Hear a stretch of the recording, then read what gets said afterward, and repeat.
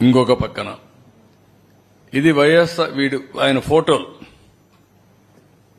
Survey చేసి survey రాళ్ల పైన ఆయన బొమ్మ వేసుకోవాలని మళ్ళా పేరు వేసుకున్నాడు.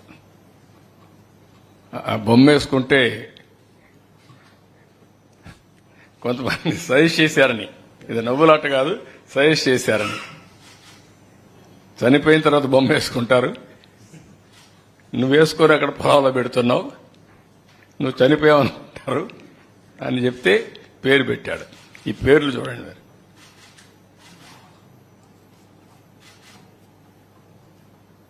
దీనికి ఖర్చు ఎంత?